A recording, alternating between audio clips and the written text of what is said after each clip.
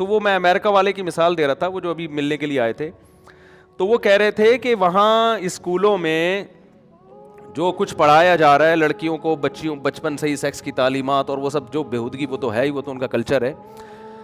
لیکن یہ جو ہومو سیکشولیٹی ہے نا, اب یہ پتہ نہیں سیکچولیٹی ہے یا سیکشولیٹی ہے, کوئی کہتا ہے سیکشولیٹی, سیکشول لفظ ہے, کوئی کہہ رہا ہے سیکچول لفظ ہے, اللہ ہی جانے کون بشر ہے. ہمارے ایک دوست ہیں لاہور میں, میجر ہیں آرمی میں, ان سے پوچھوں گا فون کر کے, اکثر وہ صحیح بتاتے ہیں, میں نے دیکھا ہے. ساری قوم ایک طرف وہ جو پروناؤنسیشن بتاتے ہیں نا, بعد میں وہی صحیح نکلتی ہے. یہ لفظ میں پوچھنا بھول گیا ان سے, تو ان کی انگلش بہت خاندانی ہے. تو جو بھی ہے فی الحال, تو جو بھی ہے, تو انہوں نے بتایا کہ یہ اتنا زیادہ پھیل رہا ہے کہ اس کو باقاعدہ پروموٹ کیا جا رہا ہے.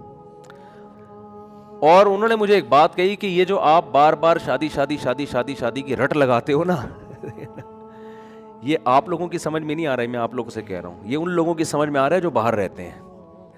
کیونکہ ہمارا معاشرہ دیر سے شادی یا ایک زوجہ پر اکتفا کے نتیجے میں جو اس کا اینڈ ہونے والا ہے نا, جو میں 10 سال سے دیکھ رہا ہوں, بلکہ 15 سال ہو گئے ہوں مجھے اس پہ چیختے ہوئے, بلکہ نہیں 2003 میں نے یہ شروع کیا تھا 4 شادیوں کی ترغیب دینا لوگوں کو, مجھے یاد ہے. اور وہ اسی بیس پہ دیا تھا کہ ہم دیکھ رہے ہیں کہ ہمارا معاشرہ بالآخر جائے گا کہاں, ادھر ہی جائے گا. یہ تبلیغ سے مسئلہ حل ہونے والا نہیں ہے, یہ تہجد سے, رمضان کے روزوں سے, حج سے مسئلہ حل ہونے والا نہیں ہے. لوگ کہتے ہیں دعاؤں سے مسئلہ حل ہوگا. دعائیں جب پوری ہوتی ہے جب آپ کامیابی کے اسباب اختیار کرو, جو اللہ نے زمینی اسباب رکھے ہیں ان اسباب کو آپ اختیار نہیں کر رہے, دعا مانگتے رہو بیٹھ کے. ابے بھائی وہاں ہوٹل پہ پراٹھے پڑے ہوئے ہیں اور آپ قریب سے گزر رہے ہو, آپ کی جیب میں پیسے بھی ہیں, تو پتہ نہیں کیوں مثال کھانے میں پراٹھے کے علاوہ آتی نہیں ہے. میں خود حیران ہوں یار, یہ کیا ہو گیا ہے.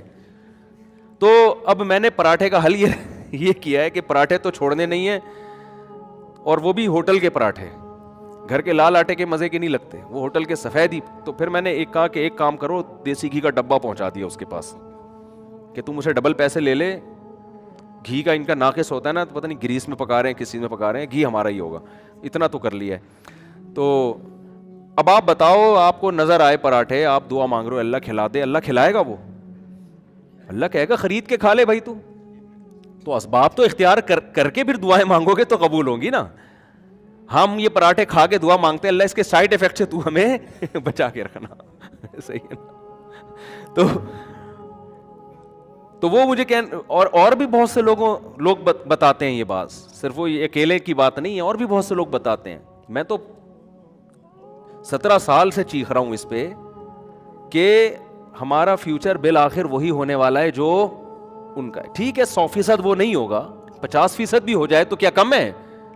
مذہب کی وجہ سے اتنا ہم آگے شاید نہ جائیں, تھوڑا سا بریکیں لگی ہوئی ہوں ہماری, کہ ہم پیدائشی مسلمان ہیں, لیکن برباد بہرحال ہونا ہے. تو بھائی اپنے اولادوں کو آپ دین کی طرف لے کر آؤ, ورنہ آپ کی اولاد کا نہیں ہوا تو اولادوں کی اولادوں کا, ورنہ اگلی نسل گئی تباہ ہو جائے گی بالکل, اور ہونا شروع ہو گئی ہے. اور آپ کو میں عرض کروں آپ سے کہ اللہ کی قسم مذہب میں اللہ نے اتنا سکون رکھا ہے. ہم تو کبھی آپس میں بیٹھ کے بات چیت کرتے ہیں, ہم کہتے ہیں یار ہم جیسے نالائقوں کو اللہ نے, اتنے نالائق لوگ ہیں ہم, پھر بھی ہمیں سکون کی زندگی دے دی. یہ تو صرف اسلام کی برکت ہے. اگر ہماری زندگی میں یہ جو ٹوٹا پھوٹا مصنوعی سا اسلام, ہم اس کو حقیقی اسلام بھی نہیں کہہ سکتے, ہم کتنے پانی میں تو ہمیں پتہ ہے, یہ نہ ہوتا ہم تو حیران ہوتے ہیں لوگوں کو دیکھ کے, یار یہ گھروں میں کیسے زندگی گزار رہے ہیں. تو وحشیانہ زندگی ہے, درندگی والی زندگی ہے, حیوانوں والی زندگی ہے.